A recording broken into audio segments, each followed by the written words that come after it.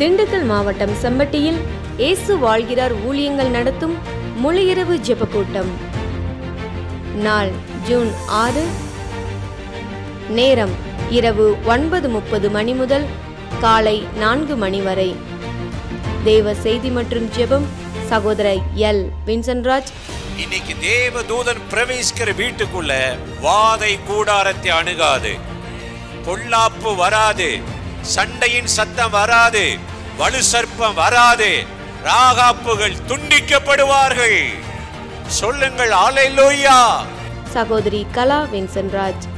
இவரே சமாதான காரணர், என் உள்ளத்தில் இருக்கிற அந்த சமாதானத்தை நீ பறிக்க முடியாது அப்படி சொல்லி சாத்தானை எதிர்த்து பாருங்க, சாத்தான் ஓடி போயிடும். அல்லேலூயா. இடம் வானத்தின் வாசல் எழுப்புதல் ஜெபமையம், செம்பட்டி, திண்டுக்கல். தேவ பிள்ளைகளே, இந்த முழுஇரவு ஜெபத்தில் கலந்து கொண்டு தேசத்தின் எழுப்புதலுக்காகவும் குடும்பத்தின் ஆசீர்வாதத்துக்காகவும் இணைந்து ஜெபிக்க உங்கள் யாவரையும் அன்போடு அழைக்கிறோம். மேலும் விவரங்களுக்கு கீழே உள்ள தொலைபேசி எண்ணை தொடர்பு கொள்ளுங்கள்.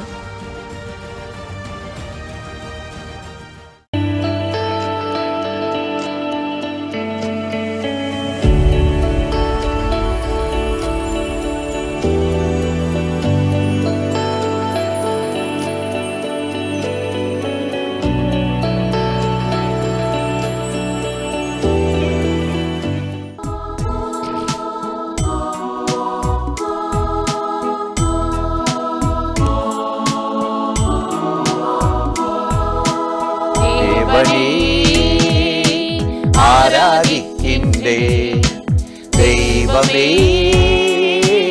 ஆராதிக்கின்றே தேவனே, ஆராதிக்கின்றே தெய்வமே, ஆராதிக்கின்றே முழு மனதோடு ஆராதிக்கின்றே, முழங்கால் படியிட்டு ஆராதிக்கின்றே, முழு மனதோடு ஆராதிக்கிறே, முழங்கால் படியிட்டு ஆராதிக்கின்றே தேவனே, ஆராதிக்கின்றே தெய்வமே, ஆராதிக்கின்றே தேவனே, ஆராதிக்கின்றே தெய்வமே, ஆராதிக்கின்றே.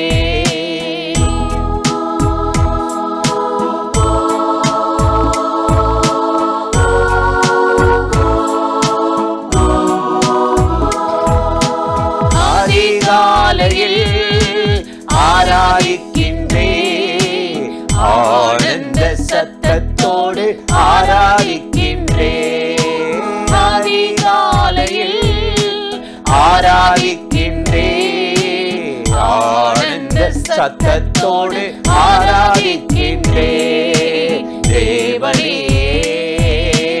ஆராதிக்கின்றே தெய்வமே, ஆராதிக்கின்றே தேவனே, ஆராதிக்கின்றே தெய்வமே,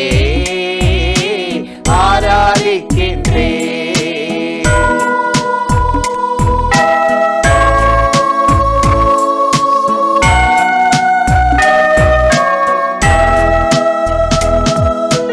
கண்மலையே ஆராதிக்கின்றே, காண்பவரே ஆராதிக்கின்றே, கண்மலையே ஆராதிக்கின்றே, காண்பவரே ஆராதிக்கின்றே தேவனே,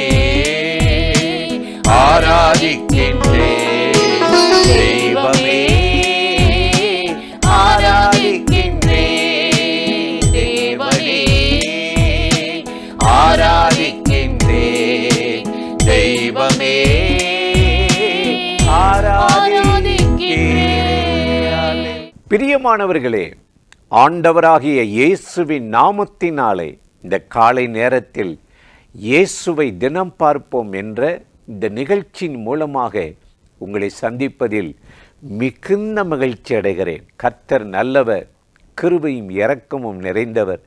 இந்த நாளிலும் கட்டாயம் உங்களை ஆசீர்வதித்து நன்மையால் கிருபையால் முடிசூட்டி நடத்துவார். இன்றைக்கு ஒரு வசனத்தை உங்களுக்கு ஞாபகப்படுத்தி சில காரியத்தை சொல்லி ஜெபம் பண்ணுவது நல்லது என்று உணர்ந்தேன்.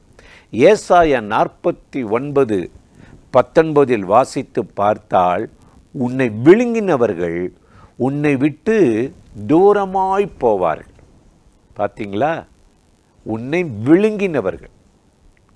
நம்மளை யாராவது விழுங்க முடியுமா? இன்னைக்கு வாழ்கிற உலகம் பொல்லாத உலகம். அசுத்தமாய் வாழுகிறவர்கள் பரிசுத்தவான்களை விழுங்குகிறார்கள். நன்மையை தீமை விழுங்குது. அசுத்தமான மனிதர்கள் பரிசுத்தத்தை விழுங்குகிறார்கள். நீதியாய் வாழ்கிறவர்கள் அநீதி செய்ய அக்கிரமக்காரர்கள் விழுங்குகிறார்கள். பொல்லாத உலகம். ஏனென்றால் சாத்தானுடைய வேலையே அதுதான். 1 பேதுரு 5:8 வாசித்து பார்த்தா, உங்களது எதிராளியாகிய பிசாசானவன் கர்ச்சிக்கும் சிங்கம் போல எவனை விழுங்கலாமோ என்று வகை தேடுகிறான்.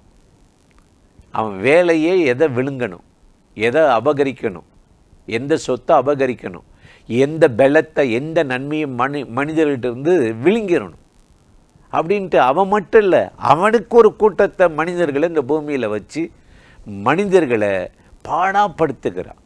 நாம் வேதத்தை வாசித்து பார்த்தீர்கள் என்றால், வேதம் அங்கே ரொம்ப அருமையாக சொல்லுது. நீதிமொழிகள் 20:25 பரிசுத்தமானதை விழுங்குகிறது. இன்றைக்கி நிறைய பார்த்தீங்கன்னா பரிசுத்தமானதை விழுங்கிடுவாங்க. நீதியாக வருங்களே, ஜெபம் பண்ணுங்களே, உண்மையாக ஊழியம் பண்ணுங்களே, விரோதமாக எழும்பிடுவாங்க.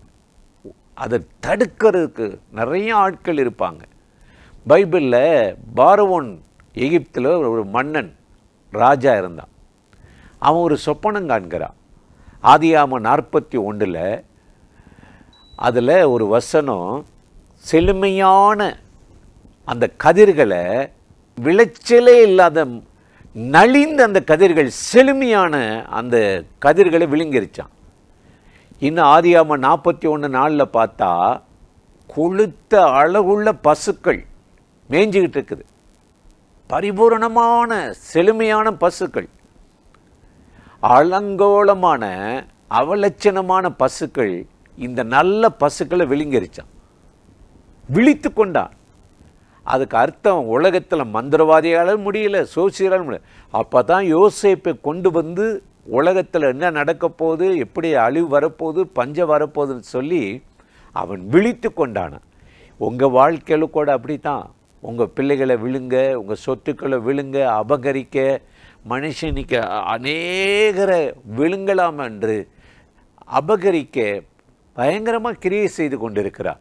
இப்படிப்பட்ட இந்த உலகத்தில் அபகரிக்கப்பட்டு விழுங்கப்பட்டு வாழ்கிற நம் ஒவ்வொருவரையும் விடுதலையாக்கத்தான் இயேசு கிறிஸ்து இந்த பூமிக்கு இறங்கி வந்து, பாவத்தை பார்க்க மாட்டாத சுத்த கண்ணனே, துன்மார்க்கன் நீதிமானை விழுங்குவதென்ன? ஆபக்குக்கு தீர்க்கதரிசி சொல்லுகிறார், துன்மார்க்கன் நீதிமானை எப்படி விழுங்கலாம்? நீங்கள் ஏன் மௌனமாக இருக்கிறீங்க? 1:13 ஆபக்குக்கில் அவர் கண்ணீரோடு ஜெபம் பண்ணுறா. அப்படி ஜெபித்த அந்த மனுஷனுக்கு ஆண்டவர் கொடுத்த பதில் என்ன தெரியுமா? எரேமியா 51:44 நான் பாபிலோனின் போல் தெய்வத்தை மண்டை உடைத்து அதை விழுங்கினவர்கள், அது விழுங்குச்சில உங்களை, உங்கள் நிலத்தை, உங்கள் பொருளை, உங்கள் பலத்தை, உங்கள் ஜெப நேரத்தை விழுங்குச்சில, அதை தண்டிப்பேன்றார். யோனா பாருங்களே, ஒரு மீனால் விழுங்கப்பட்டான், கர்த்தர் கேள்விப்பண்ண. ஆனால் ஆண்டவர்கிட்ட அவன் மனம் திரும்பி தாழ்த்தின போது அந்த யோனாவை கடல்ல கரையில் போய் கக்கிருச்சான், விழுங்கினதை போட்டுருச்சு. பேதருக்கு பாருங்களே, வரி கட்ட பணம் இல்லாத போது ஒரு மீனை பிடினார் ஆண்டு, பிடிச்சா வாயை திறந்து பார்த்தா வெள்ளி பணம், அது விழுங்கி இருந்தது. அதே போல தான் இன்னைக்கு இந்த பூமியில் உங்களுக்கு வர வேண்டிய முன்னேற்றத்தை, நன்மையை, பரிசுத்தத்தை விழுங்கிட்டு இருக்கிற பிசாசின் கையிலிருந்து ஆண்டவர் உங்களை தப்பிவிட்டு, மரணமானது ஜீவனால் விழுங்கப்படும் என்ற வார்த்தையின்படி இன்றைக்கு ஆண்டவர் எல்லா தீங்குக்கும் உங்களை விலக்கி இந்த நாளில் அற்புதமாக நடத்தப் போகிறார். அந்த தேவாதி தேவனை நோக்கி நாம் இப்பொழுது ஜெபிக்கலாமா? வாங்க ஜெபம் பண்ணுவோம். அன்பும் இரக்கமும் கிருபையும் நிறைந்த நல்ல ஆண்டவரே, இந்த ஆசீர்வதிக்கப்பட்ட நாளுக்காக, நேரத்துக்காக, கிருபை இரக்கங்களுக்காக நன்றி. இப்பொழுது யாரெல்லாம் இந்த நிகழ்ச்சியில் இணைந்து உம்மை நோக்கி கூப்பிடுகிறார்களோ, ஜெபிக்கிறார்களோ, அத்தனை பேர் மேலும் கர்த்தருடைய நன்மையும் கிருபையும் மகிமையும் வல்லமை இறங்கி நடத்தட்டும். அவர்களை எந்த ஒரு சூழ்ச்சியில் விழுங்கிவிடப்படாதபடி கர்த்தரால் மேற்கொண்டு ஜெயத்தோடு வாழ உதவி செய்தருளும். இந்த நாளில் அற்புதமாய் நடத்தும். இயேசுவின் நாமத்தில் வேண்டுகிறோம் பிதாவே, ஆமென்.